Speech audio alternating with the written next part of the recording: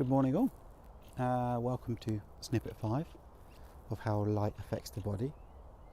And as where possible, I'm trying to do it in the sunlight because we start to understand how important morning sunlight is. And today we're going to talk about melatonin. So again, that morning sunlight is allowing my body to cut off melatonin production, increase my serotonin production, which will help my melatonin production later. It will also anchor my circadian rhythm to allow my melatonin production to start earlier and therefore ensure that I am relaxed and ready for bed and ready to get a good quality night's sleep later on. So, melatonin, what is it? It's called the sleep hormone, although technically we don't need it to fall asleep. What it actually does is it relaxes us. And a key point is, have you ever had those nights where you're just so relaxed that you fall asleep straight away in bed? Chances are your melatonin levels are quite high. On the flip side of that, have you ever had those nights where you are watching TV and then you turn the TV off, you turn the lights off and you get into bed and your brain is just racing? Your brain is just racing, you can't stop thinking about things. And that's because that blue light and that bright lights from the artificial lights and the TVs, they haven't inhibited the melatonin. And one of melatonin's key things is to reduce the amount of dopamine in the brain, which reduces the amount of synaptic firing. So, you relax and you're not really thinking about stuff, and you're able to fall asleep quickly, as well as relaxing a lot of other parts and reducing core body temperature, etc. So, if you are watching TV and you have bright lights on in the evening, then you reduce the amount of melatonin that is circulating throughout your body and into your cerebral spinal fluid. And therefore you're not getting those same signals in the body. But at the same time, you could be wearing blue light blockers and allowing those melatonin levels to go up. So when you get into bed and you take those blue light blockers off and everything's dark, everything's nice and relaxed, you feel more relaxed and you can fall peacefully off to sleep. Another example is, have you ever tried falling asleep when you're stressed? I think we've all been stressed at one stage and realised how much it impacts our health. There's another example of low melatonin levels. Because if your cortisol levels are high, your melatonin levels are low. And it's the opposite of what we want in the morning. In the morning, we want what's called a cortisol awakening response. So right now, with me being outside in the slightly cold, the sun is on my eyes, I have what's called a cortisol awakening response, and my cortisol levels are nice and high. And unlike what people say, long-term elevated levels of cortisol, that's damaging. Short-term, transient levels of high cortisol actually stop the melatonin production and are beneficial at getting things moving in the morning. So, if you have high cortisol levels in the evening, we don't want that. So again, as it comes back to practicing kind of things like yoga, meditation, deep breathing, and even loud noises can increase our cortisol levels. Bright lights can increase our cortisol levels. So we just start to wind things down and allow our melatonin levels to go up whilst our cortisol levels to go down. But the other thing we need to understand is melatonin is about relaxation. Melatonin by itself is actually a really powerful antioxidant. And it's one of very few antioxidants that can actually get inside the mitochondria to help repair the mitochondria. And if you remember your GCSE biology books, or your whatever it is over here,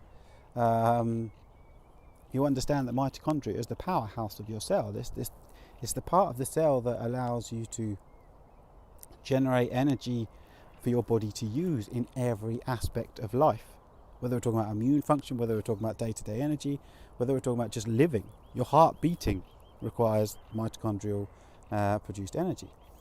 And if we consistently go to bed with low levels of melatonin, we consistently have low levels of melatonin, that's an antioxidant that we're not getting. That's an antioxidant that isn't getting in there to the mitochondria to actually help repair the damage of the stresses of the day.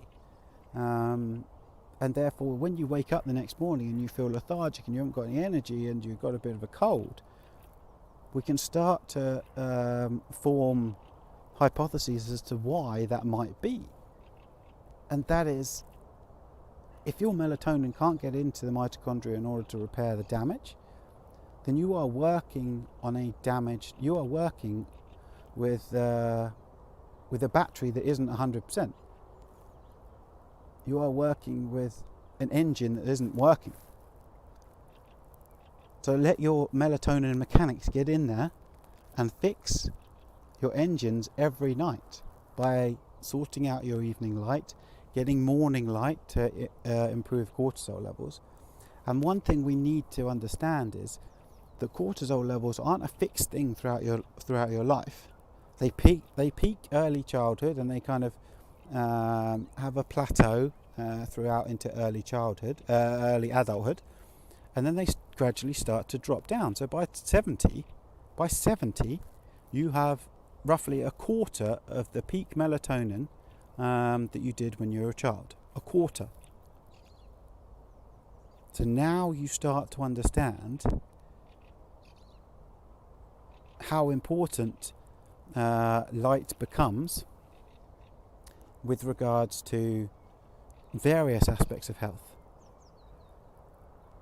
Because, so your parents may be close to 70, or your grandparents may be close to 70. The importance of melatonin production for them is absolutely vital, but the importance of melatonin production for you is absolutely vital. So it's crucial that we get the right kind of light in order to optimize our melatonin peak. So if you haven't adapted your light, if you haven't understood light and its impacts on health just yet, then please carry on watching these, and I will try and help you and describe as to how important light is in your health, your family's health, your parents' health, your brothers, sisters, mothers, daughters, sons. Everybody can be impacted by it. And we talked about the other day how light transmittance through the eye changes and gets less as we get older. So we know that the light, and I said how important light is, or morning light is, for older people, because of how poor light transmittance is through the lens of the eye as we age. And so they need that extra stimulus. And also, if your melatonin levels are only at a quarter of the peak they were when you were younger, then that need for a sudden cease in your melatonin to allow your melatonin to start rising earlier becomes even more important. So there we go, melatonin. And I'm sure I'll get a question about what about melatonin pills. Now, melatonin pills, are they the be all and end all? No.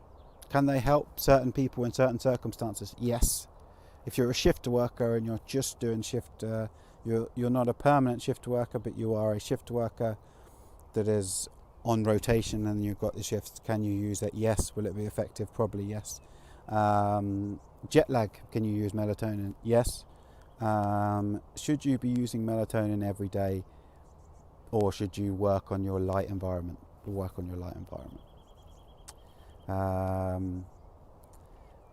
So there are circumstances where melatonin supplementation might be beneficial, but there's much more circumstances where adapting your light environment will be more beneficial.